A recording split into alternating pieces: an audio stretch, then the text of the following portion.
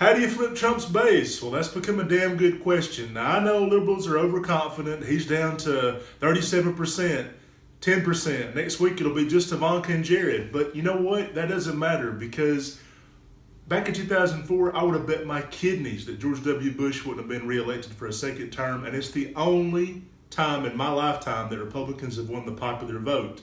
So don't be overconfident. A lot can change. In fact, it kind of isn't a good thing that he's down so low right now because there's only one way he could go, and that's up. Next week, when he shows up and puts pants on, if he's not out there in 2 years doing bubbity butt naked on the fucking White House lawn, if there's not a video of him beating Melania Trump, if there's not a video of him saying, I'm Donatella Trump, I'm transitioning into a woman, he is going to have an improvement. They're say, well, he's doing a better job than he did the first 6 months.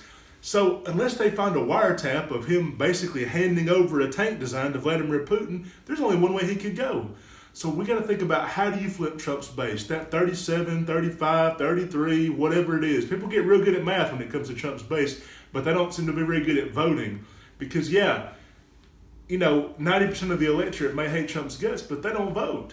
And that's the problem because Trump's fans are going to vote. They're going to come out of the woodwork, literally, in the case of some of these people. They live in the woods. How do you flip them?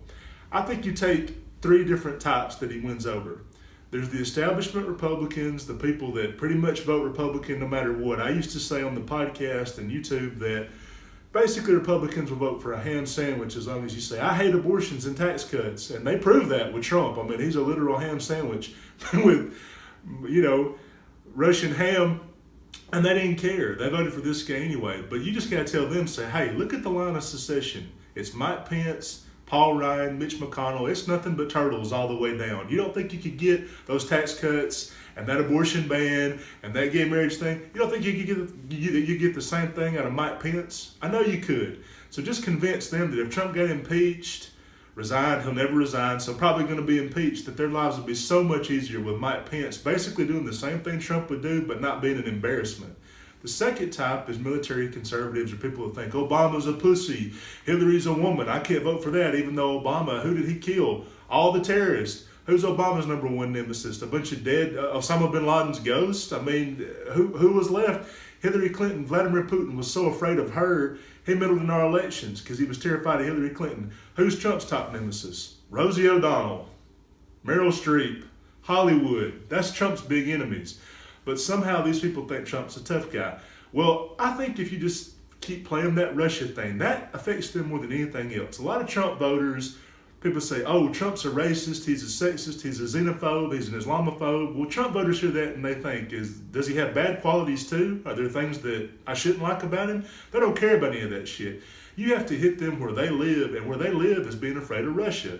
Then there's the last type of Trump voters, that 1/3 of the Republican Party that now thinks Vladimir Putin's an okay guy just because of Trump.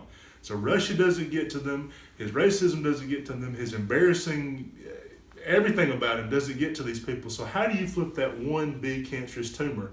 A lot of liberals would say, you can't, don't try, they believe that this guy's the best person ever, you're not going to reach these people, give up.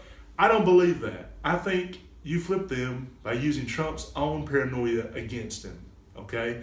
What that means is, hey, you know what Trump is? He's a Democrat. He's a closet Democrat. We snuck him into the Republican Party as a Trojan horse to bring down the party from the inside. If you're a conservative, you like guns. Trump didn't like guns a few years ago. He was pro-climate crisis a few years ago. He's not lifting a finger to stop gay marriage. He's probably had an abortion. He wants to fuck his own daughter. Okay, that last one's okay with the Trump voters. That one's fine. So we have to quit talking about that.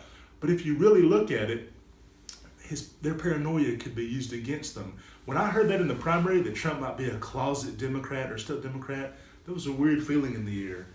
So we just have to convince Trump voters that their paranoia is justified and that the only way to protect them from closet Democrats pretending to be Republicans is to put on this special hat that's going to save us all from the power of Democrats and their mind wave machines that the NSA installed to lead the Muslim gay Islama revolution for Mexicans.